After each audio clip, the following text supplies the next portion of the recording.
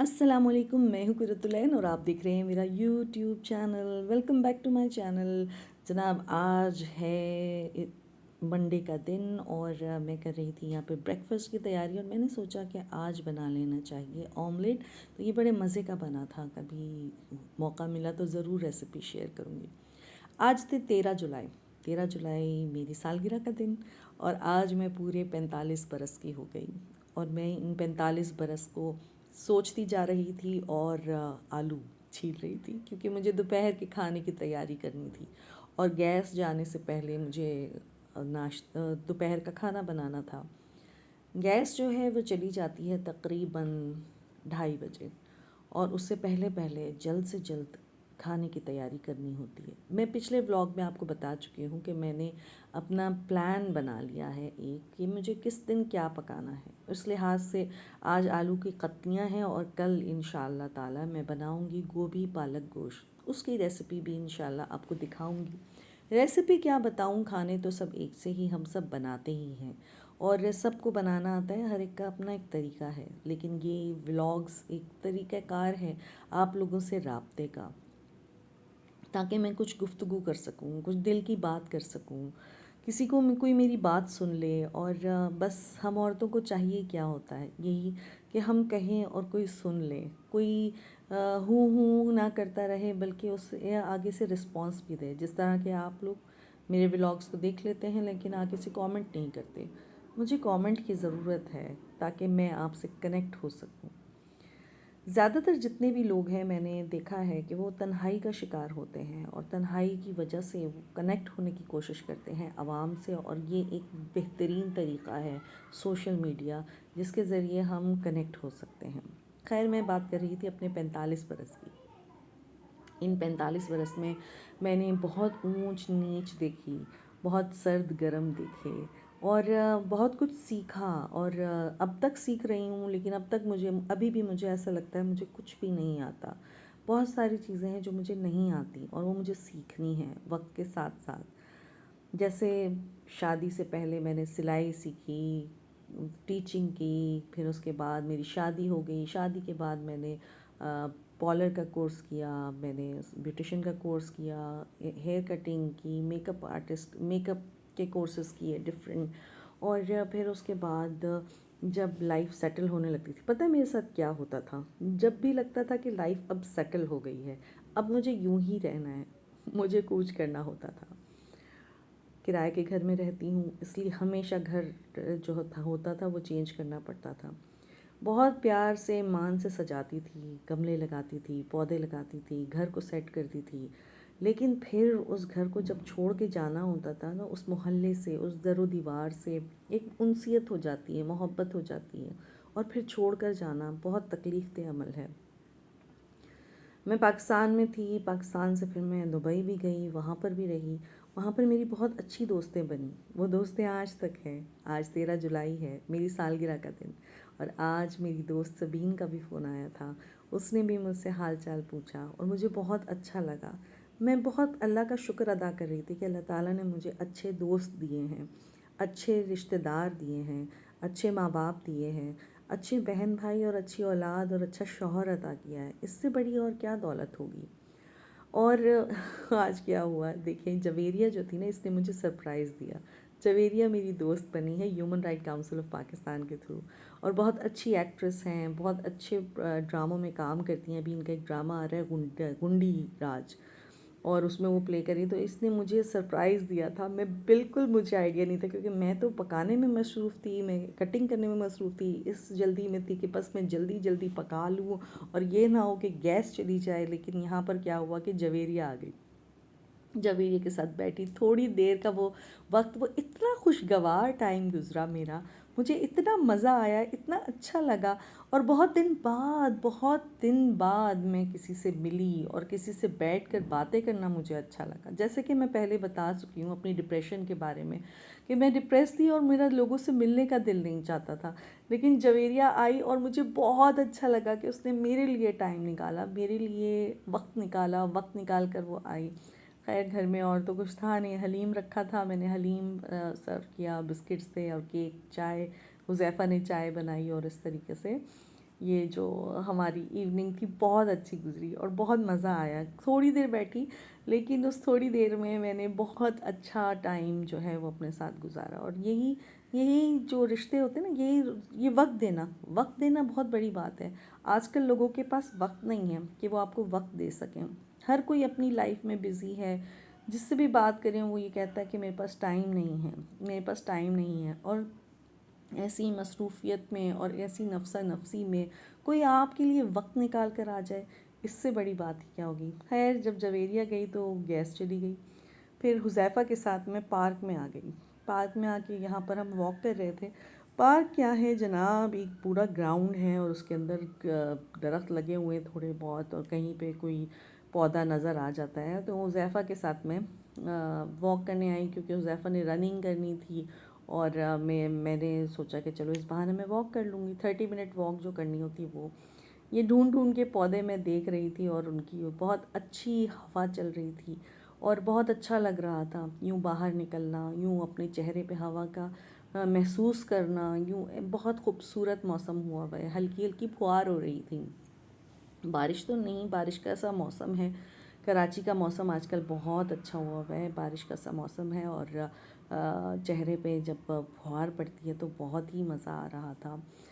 कितनी अच्छी होती है ना ये ज़िंदगी, बहुत अच्छी लगती है जब आपका अंदर का मौसम अच्छा होता है। मैं वापस घर आ गई थी और वापस मैंने कटिंग स्टार्ट कर दी थी। टमाटर डालने थे कतलियों में, तो वो सब चल रहा था। वो तो खैर आप देख लेंगे। कितनी अजीब सी बात है ना कि जब अगर आपका अंदर का मौसम अच्छा हो, अगर आप अंदर से खुश हों, तो आपको सारी चीज़ें अच्छी लगती हैं। लेकिन मैं उस फेज़ से गुजरी हूँ कि जब आपका अंदर का मौसम इतना ख़राब होता है कि आपको एक पॉजिटिव बात भी और पॉजिटिव चीज़ भी अच्छी नहीं लगती, और आपको खूबसूरती भी खूबसूरत नहीं लगती, और आप चाहते हैं कि बस ज़िंदगी से आप मुंह मोड़ लें, रहना नहीं चाहते, लोगों से मिलना नहीं चाहते, बस अपने ही एक खौल में बस बैठ जाते हैं। और बहुत अजीब लगता है वो सब कुछ। वो फीलिंग मैं शायद कभी भी डिस्क्राइब नहीं कर सकूँगी। ओवर थिंकिंग वाली फीलिंग, जिसके अंदर आप, मुझे कभी भी पास्ट कभी भी नहीं याद आता। मैं हमेशा प्रेजेंट में रहती हूँ। और मुझे जो है ना, पिछली बातें अगर कोई मुझसे पूछे तो मुझे बहुत कम याद रहती हैं। और जैसे लोगों को बचपन के वाक़यात याद रहते हैं, बचपन में की हुई शरारतें याद रहती हैं, किसी से मिलकर आ गए तो उनसे क्या बातें हुई क्या नहीं हुई, ये सब कुछ याद रहता है। लेकिन मेरे साथ मसला ये कि मैं प्रेजेंट में जीती हूँ और मैंने कभी भी फ्यूचर के बारे में इतना ज़्यादा नहीं सोचा। लेकिन जब आप डिप्रेस होते हैं ना, तो ये एंग्जाइटी जो होती है उसके अंदर असल में आपको फ्यूचर का डर होता है, फ्यूचर का खौफ कि फ्यूचर में क्या होगा। और ये इतने परेशान होने की ज़रूरत नहीं कि कोई हमारे साथ मिसहैप ही होगा तो तभी हम डिप्रेशन में जाते हैं। ये हमारे अंदर के केमिकल्स होते हैं। जैसे अल्लाह ताला ने 3-4 टाइप के सिस्टम बनाए हैं हमारी बॉडी में। डाइजेस्टिव सिस्टम है जिसके अंदर हाजमे का पूरा निज़ाम है, जिसके अंदर हम खाते पीते हैं तो हमारी ग़िज़ा जाती है और वो हज़म होती है।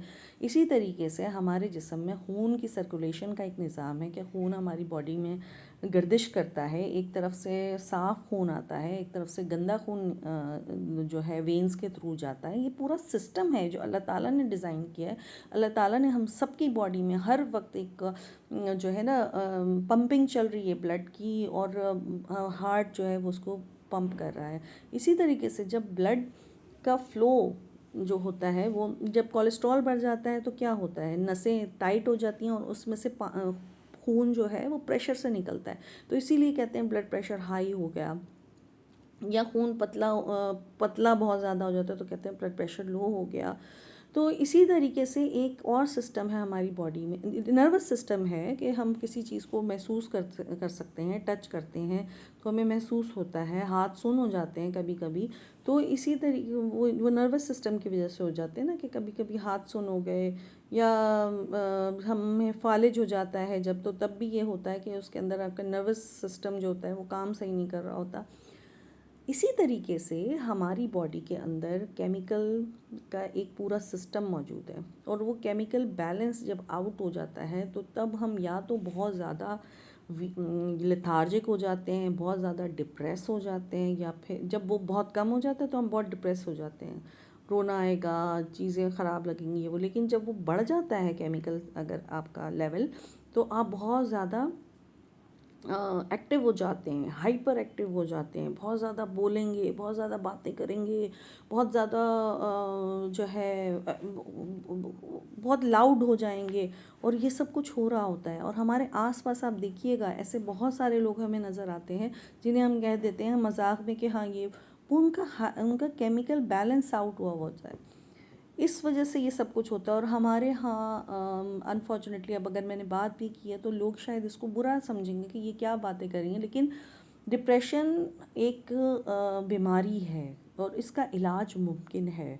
और हमें इस पर काम करना चाहिए। और अक्सर ऐसा होता है कि जब बोलते हैं जी कोई नहीं कुछ होता, नमाज़ें पढ़ो, रोज़े रखो, वज़ू करो और ये सब कुछ करो तो उसके बाद जो है वो सब कुछ सही हो जाएगा।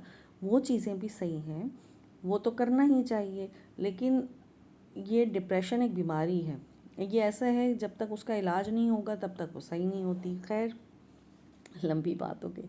यहाँ पे मैं कतलियाँ बना रही थी। कतलियाँ मैंने किस तरह से बनाई हैं, मैंने प्याज को सौटे किया था, फिर उसके बाद सबसे पहले मैंने अजवाइन, कलौंजी, मेथी दाना और सौंफ लेकर मैंने उसको थोड़ा सा कड़कड़ा लिया था। फिर उसके अंदर मैंने प्याज डाले, प्याज को मैंने सौटे किया।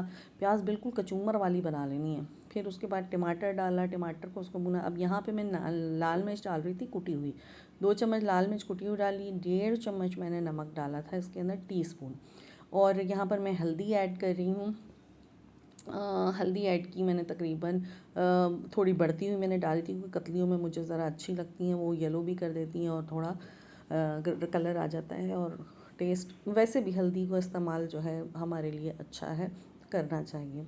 यहाँ पे हल्दी ऐड की, थोड़ा सा मैंने सूखा धनिया ऐड किया था और थोड़ा सा मैंने इसके अंदर गरम मसाला वो भी ऐड किया था। और फिर उसके बाद उसको भूनना शुरू कर दिया था। मेरा इरादा था कि ये मैं दोपहर में ही बना लेती, लेकिन फिर जो गैस आई ना वो आई साढ़े साढ़े 6 बजे।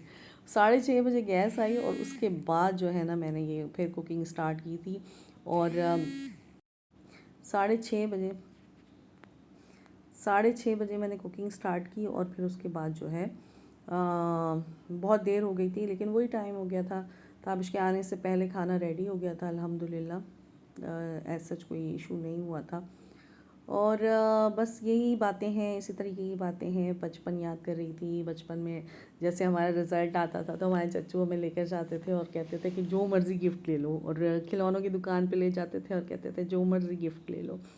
तो हम हमेशा गुड़िया उठा कर ले आते थे।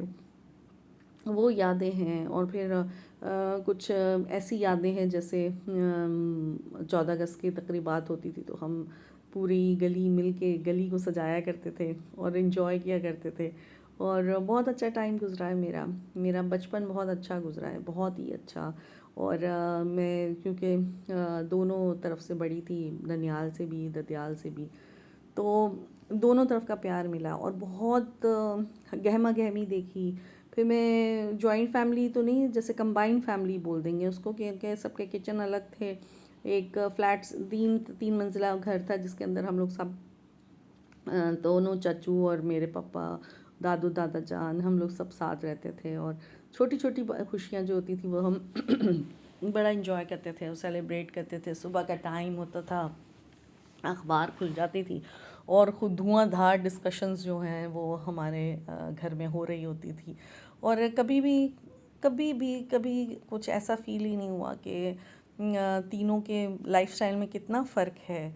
हमने कभी भी नहीं महसूस किया इस तरीके से कि अब आजकल के बच्चे जितने हैं मटीरियलिस्टिक, उस तरह का नहीं थे हम लोग। बहुत सादी सी ज़िंदगी और बहुत अच्छी ज़िंदगी और खुशियों वाली ज़िंदगी गुजारी और बहुत अच्छा रहा टाइम।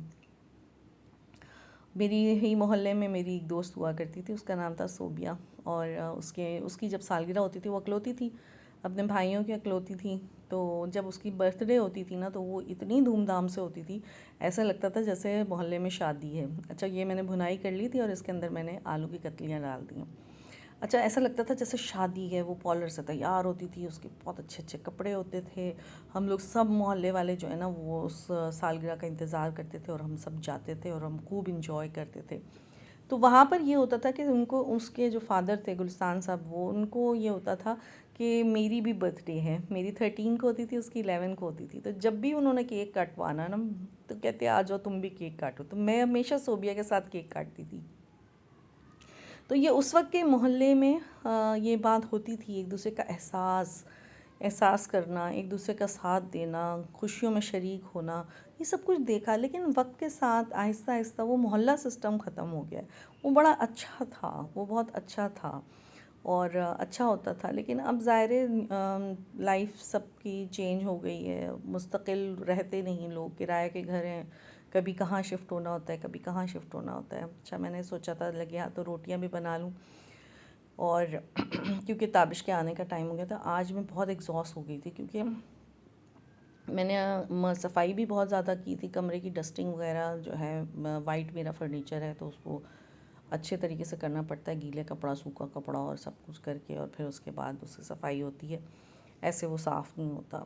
तो वो मैंने की थी। फिर कुछ बर्तन थे वो मैंने धोने थे, हालांकि मेरे पास हेल्पर आती है, लेकिन वो आज बहुत लेट हो गई थी। और जब वो आई ना, क्या नाम है उसका,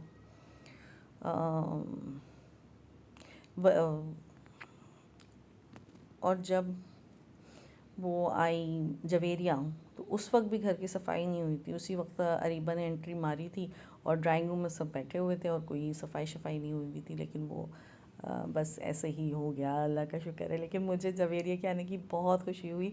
उसके बाद शैला ने मेरे लिए, मेरी फ्रेंड है, उसने मेरे लिए ग्राफिक्स बनाए, सलाह है वो ग्राफिक्स बनाए उन्होंने, और उन्होंने भेजे। और ये भी एक तरीक़ा कार है कि कम से कम एक दूसरे के लिए ग्राफिक्स ही बना के और टिकटॉक बना के मुझे इतने सारे भेजे। मेरी बहनों ने विश किया, कज़न्स ने विश किया, सब ने। और जैसे ना जैसे जैसे विश मेरे ससुराल में सब ने मुझे विश किया, तो जैसे जैसे मैसेजेस आ रहे थे ना, तो वैसे वैसे एक स्माइल आ जाती थी, खुशी होती थी कि चलें याद रखा। अच्छा, मेरे साथ ये होता है कि मुझे पता है लाइफ ऐसी है, अनप्रडिक्टेबल है, हम आजकल बहुत ज़्यादा बिजी होते हैं, सबको सबकी बातें याद नहीं रहती। तो ये एक तरीक़ेकार है कि आप पहले से ही डाल देते। मैं तो अपने स्टेटस पे ही लगा देती हूँ, विश मी लक, मेरी बर्थडे है आज।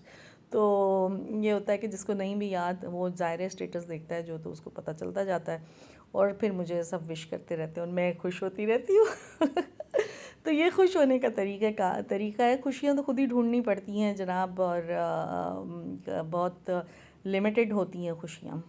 और जो गम होता है या दुख होता है ना, वो लंबा होता है, वो काफ़ी आपको डिस्टर्ब कर देता है, और जब जब याद करो ना तो उदासी हो जाती है। लेकिन हमें उदास नहीं होना, इस पे काम करना है। इस पे काम कैसे करना है कि अपना इलाज करवाना है, अपने मेडिसिन्स को टाइम पर लेना है, वॉक करनी है, लोगों से मिलना है, क्योंकि ना मिलना जो है लोगों से, या सेल्फ़िश हो जाना जो है, वो बीमारी है। वही असल में जो है ना बीमारी है। अगर आप तन्हाई पसंद हैं, तो ये तन्हाई पसंद होना इज़ नॉट नॉर्मल। मतलब एक तो लोगों की नेचर होती है ना, आजकल तो लोगों की नेचर ही है, क्या वो कहते हैं इंट्रोवर्ट है, तो इस वजह से। लेकिन मैं तो हमेशा कॉम्बिनेशन मेरी वो रही है पर्सनालिटी, क्योंकि मुझे लोगों के में जाने से पहले घबराहट होती है, लेकिन मैं जब लोगों में पहुंच जाती हूँ तो उसके बाद मुझे इतना मसला नहीं होता, और अल्हम्दुलिल्लाह कॉन्फिडेंटली मैं सबको फेस कर लेती हूँ। और लेकिन कुछ लोग होते हैं जो इंट्रोवर्ट होते हैं, और उनकी पर्सनालिटी ऐसी होती है कि वो किसी को फेस नहीं कर पाते हैं, और कहीं जाने से उनको घबराहट होती है। और बल्कि ऐसे लोग तो जब किसी सोशल गैदरिंग से वापस आते हैं तो वो बहुत एग्जॉस्ट हो जाते हैं, और वो जब इतने एग्जॉस्ट हो जाते हैं तो फिर वो अपने आप को चार्ज करने के लिए उन्हें काफ़ी टाइम चाहिए होता है। वो सोते रहते हैं या जैसे भी वो अपने आप को रिचार्ज करते हैं। तो ये भी है, पर्सनालिटी भी अपनी पहचानने की कोशिश करनी चाहिए। हमेशा इंट्रोवर्ट नहीं होता ये कि बंदा इंट्रोवर्ट है तो इस वजह से शायद जो है ना लोगों से मिलना नहीं चाहिए। लेकिन इंट्रोवर्ट के भी फ्रेंड्स होते हैं, एक दो फ्रेंड्स होते हैं जिनसे वो बात करते हैं। ऐसा नहीं होता कि बिल्कुल ही कुछ भी नहीं होगा। हाँ, उनके कम फ्रेंड्स होते हैं। जो एक्सट्रोवर्ट होते हैं उनके तो बहुत फ्रेंड्स भी होते हैं, और एक्विटेंस ज़्यादा बोलेंगे कि मतलब लोगों से बातचीत कर लेते हैं लोगों से, लेकिन दोस्त नहीं है। जैसे मैं अपनी बात करूँ, मेरी कोई दोस्त, मैं किसी से ये कहूँ कि मैं कोई मेरी एक दोस्त, एक पर्टिकुलर दोस्त है, ऐसा नहीं है। मेरे मेरे बहुत सारे दोस्त हैं, बहुत सारे लोग हैं मेरे आसपास, अच्छे लोग हैं जिनसे बात करना अच्छा लगता है, वक्त गुजारना अच्छा लगता है। तो ये एक दोस्तों की भी टाइप्स होती हैं ना, एक वो होता है जिससे आप दिल की बात कर लेते हैं, राज कह लेते हैं। एक वो होता है जो आपके मुश्किल वक्त में काम आ सकता है। एक वो होता है जिसके साथ सिर्फ बैठ के बातें करना अच्छा लगता है। और एक वो होता है जिसके साथ बातें भी नहीं करना, बस उसके साथ रहना अच्छा लगता है। मतलब वो साथ है बस। जैसे अब मैं ये कहूँ कि मेरे और मेरे हस्बैंड का जो रिलेशनशिप अब हो गया है, वो वही दोस्तों वाला है कि हम इतनी बातें नहीं करते, ये वैसे नहीं है, बस वो ये है कि साथ हैं। ये साथ होना बहुत ज़्यादा ज़रूरी है। तो वो साथ जो है, अल्लाह करे सबकी वैसी अंडरस्टैंडिंग हो। अच्छा, मेरे मियाँ भी आज हमेशा वो भूलते नहीं हैं, जब भी मेरी बर्थडे होती है या कुछ, तो वो ज़रूर मेरे लिए फ्लावर्स लेकर आते हैं। और मेरे लिए लेकर आए थे फूल, और उसके अंदर वो थे गुलाब के फूल थे और लिलीज़ थे, और उनकी खुशबू इतनी अच्छी थी। और वक्त के साथ जो है ना, मतलब एक टाइम आता है कि आप गिफ्ट्स वगैरह क्या मैटर करते हैं, लेकिन ये किस आपके कोई गजरा, फूलों का गजरा, बुके, ये भी एक चीज़ होती है जो आपको जो अपने अपने बेटर हाफ को आप ये याद दिला सकते हैं कि आप हमारे लिए इम्पोर्टेंट हो। और आपका इम्पोर्टेंट दिन जो है हमारे लिए बहुत इम्पोर्टेंस का हामिल है। और आपका यूँ हमारे लिए काम करना, मोहब्बत, मेरा जैसे अब मैं अपनी मोहब्बत क्या बोलूँ, कि ताबिश को यही लगना चाहिए कि मैं उनके लिए खाना पकाती हूँ और वो खाना खाते हैं, और वो मेरे लिए यही मोहब्बत है। दिन में 2 टाइम हम लोग एक साथ खाना खाते हैं। एक सुबह का नाश्ता ज़रूर लाज़मी हमने साथ होना होता है, रात का खाना ज़रूर शुरू से लेके अभी तक। पहले ताबिश मगरिब के टाइम आ जाया करते थे, और मैं मगरिब में हम खाना खाया करते थे, मगरिब में ही खाना खा लेते थे।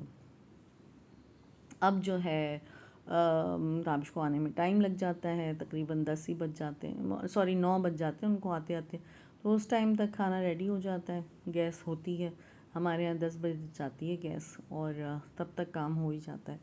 वैसे कराची वालों पे भी आफरीन है जनाब, जो हम लोग कैसे ज़िंदगी गुजारे हैं। अभी कोई कह रहा था कि कोई अभी सर्वे हुआ है कोई, और उसके अंदर ये कहा गया है कि कराची जो है, कराची के बारे में सर्वे हुआ, और उसके अंदर ये कहा गया कि जो मतलब कराची के बारे में नहीं, मुख्तलिफ़ मुल्कों के मुख्तलिफ़ शहरों के बारे में सर्वे हुआ, जिसके अंदर माशाअल्लाह माशाअल्लाह माशाअल्लाह माशाअल्लाह तो नहीं कहना चाहिए, हमारा जो कराची है ना, वो इस वक्त है चौथे नंबर पे वर्स्ट कंडीशन जिसमें रहने के लिए है ना, कि जहाँ पे रहना सबसे ज़्यादा मुश्किल हो, वो शहर हमारा है जनाब। ये शहर है, यहाँ पे रहने वालों पर आफरीन है कि वो जिस तरह से रहते हैं, पानी के बग़ैर, बिजली के बग़ैर, और पानी बिजली, और अब गैस के बग़ैर, फिर सड़कें इतनी ख़राब हैं कि इतनी कि मोटरसाइकिलें ख़राब हो जाती हैं। अभी मेरे बेटे ने बाइक जो है वो इसी तरीके से ख़राब हुई कि वो अज़ीज़ भट्टी पार्क गया, तो वहाँ पे रास्ते में गड़े थे,